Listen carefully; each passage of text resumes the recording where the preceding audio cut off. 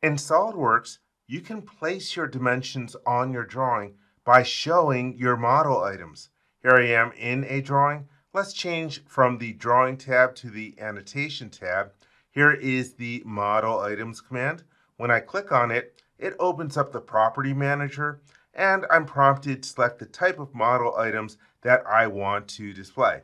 So for example, we have different kinds of dimensions, like the dimensions that are marked for the drawing, ones that are not marked for the drawing, some different pattern instance counts, and so on. You also can select which annotations you want to show on your drawing. So for example, we have notes and surface finishes and geometric tolerances and weld symbols and so on, and also your reference geometry. But right now, dimensions is the only thing that's selected. I'm happy with that. And for the source, right now it's set to selected feature. That's what I want, because if you use entire model, well, you might get inundated by a ton of dimensions. Let's leave selected feature, and I'm going to zoom in to the bottom right-hand view. Let me select this main feature from the crankshaft. There I see all the different dimensions. Let me click on the green check mark to close the Model Items Property Manager. And so now I've got a whole bunch of different dimensions on here, and I realize I don't want some of these different dimensions. For example, this 140 dimension, let's get rid of it. I will right-click on it and then choose Hide so I don't have it. And also this 100 dimension, I can't see what it is going to. So once again, I will right mouse click and hide. And let's see, right now I don't want to see this 120 dimension. I'll deal with it later, but for now I'm just going to hide it.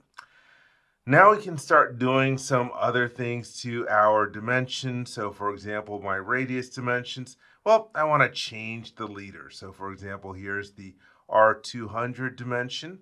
This brings up the Dimension Property Manager. If I go to the Leaders tab, this button allows me to flip to an open leader, so the arrows to the outside, and I can grab the dimension, move it out of the way a little bit. Let's also do the same thing for the R235 dimension. Let me flip it to the outside as well. And then I can manipulate some of the other different dimensions. Let me deselect by clicking on the background. Now I'll click this 150 dimension. And let's drag it to the outside and let it snap to, oh, we're just going to snap to the middle.